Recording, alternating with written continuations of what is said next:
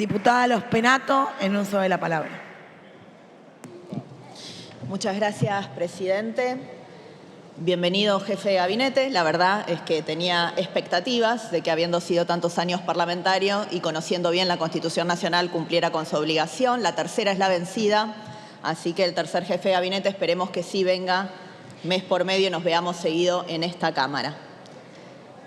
En su discurso usted dedicó unos minutos a hablar sobre el discurso del odio.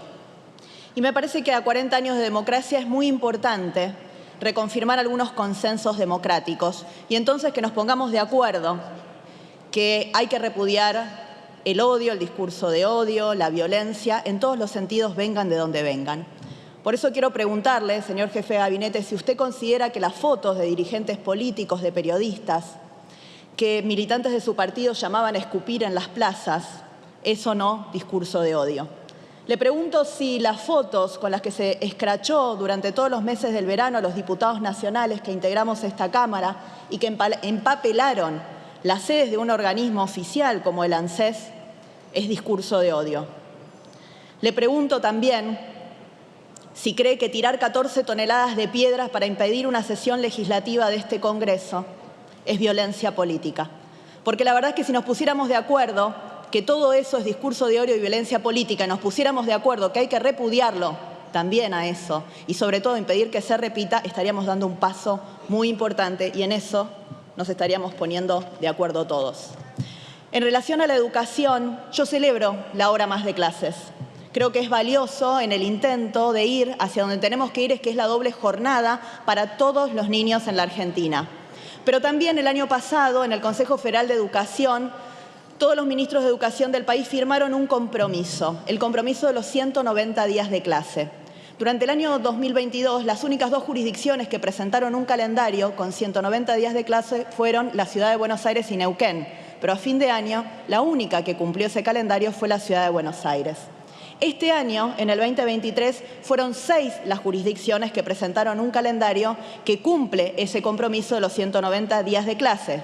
La Ciudad de Buenos Aires con 192, Buenos Aires, Chaco, Córdoba, Misiones y Neuquén con 190. Pero otras 18 provincias no cumplieron con ese compromiso y mi pregunta es, ¿qué va a hacer el Ministerio de Educación para que se cumpla ese compromiso que tiene por objeto recuperar los aprendizajes perdidos durante el cierre de las escuelas de la pandemia?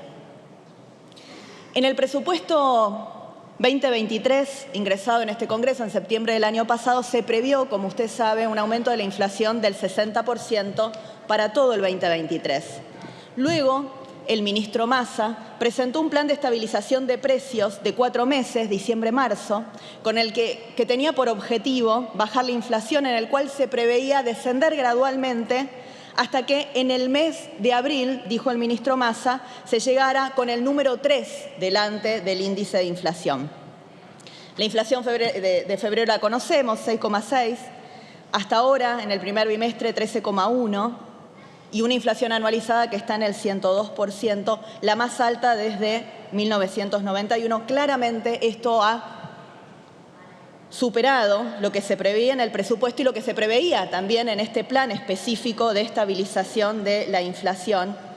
Por eso, como no hizo referencia en su discurso a esto, le voy a preguntar, ¿realmente cuánto creen que se van a desviar de ese 60% de inflación que previeron en el presupuesto? Durante la campaña electoral, el presidente Fernández, como todos sabemos y recordamos, prometió aumentar un 20% las jubilaciones y dejar de pagar las LELIC. En ese momento existían 681.511 millones de stock de LELIC y se pagaban casi 700.000 millones de intereses. En la actualidad hay 9.427 millones de stock de LELIC y se pagan 1.835 millones de intereses. Y las jubilaciones cayeron durante los últimos 12 meses. Mi pregunta es si antes de que termine este gobierno tienen pensado realmente dejar de pagar las LELIC y aumentar un 20% las jubilaciones o si ya podemos dar por defraudados a los jubilados a los que engañaron con ese discurso de campaña.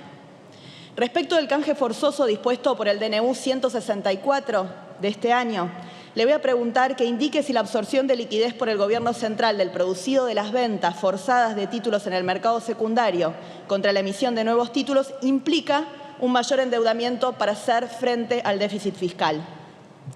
Que informe si a la hora de asumir la deuda representada por los nuevos títulos que ingresan al canje se previeron las fuentes de financiamiento para honrar el pago en el futuro, y que indique en qué medida la realización de valor a títulos de mercado nominados en moneda extranjera, con el descuento que supone respecto de su valor nominal, afecta el patrimonio de las entidades del sector público que están obligadas a su venta. También le voy a pedir, porque no encontramos datos públicos, que indique el resultado del canje de deuda realizado entre el 22 y el 27 de marzo y en qué medida implicó aumentar el endeudamiento del Estado Nacional.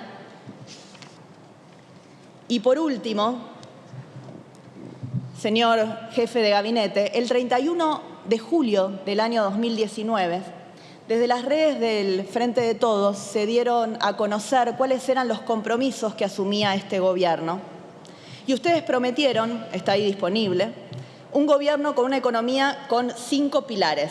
Esos 5 pilares eran equilibrio fiscal, equilibrio comercial, acumulación de reservas, dólar competitivo y desendeudamiento.